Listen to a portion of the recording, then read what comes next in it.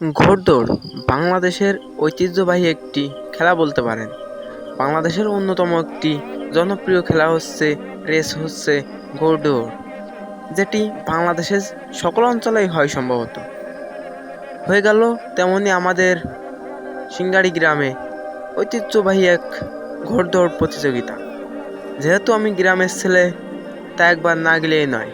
সেই হিসেবে আমি গিয়েছিলাম ঘোড়দৌড়ে। ঘোড়দৌড়ে যেয়ে দেখি দারুণ ওয়েদার, দারুণ একটা ফিলিংস হচ্ছিল তখন, দারুণ আবহাওয়া, সব মিলিয়ে কি বলবো, অতুলনীয় সৌন্দর্য উপভোগ করার মতো।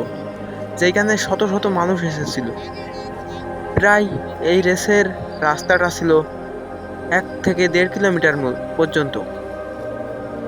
আর আবহাওয়াটা ছিল দারুণ, মেঘ মাথার উপরে, বৃষ্টি আসবে আসবে, এমন মুহূর্তে রেসের সৌন্দর্য দেখার মতো ছিল।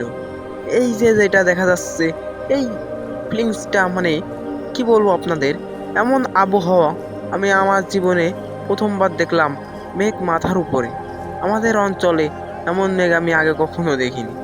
তো আজকের নিজের ক্যামেরায় ধারণ করে রাখা ভিডিওটি আপনাদের দিলাম। সেই সঙ্গে ছিল ঘোড়দৌড়। ঘোড়দৌড় কোন অঞ্চলে কেমন হয় ওইটা আমি জানি না, তবে আমাদের এইখানে অনেকগুলো দাবড় হয়। দেখা গেল 1 থেকে 5টা 7টা পর্যন্ত দাবড় হয়।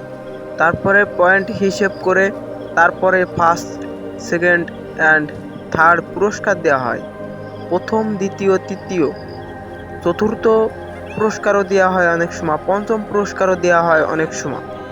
এইভাবে ঘোড়দৌড় পুরস্কৃত করা হয়। দেখা হবে পরবর্তী ভিডিওতে। আসসালামু আলাইকুম। সঙ্গে থাকবেন, আমি ছিলাম MDMA আরিফুল। আল্লাহ হাফেজ।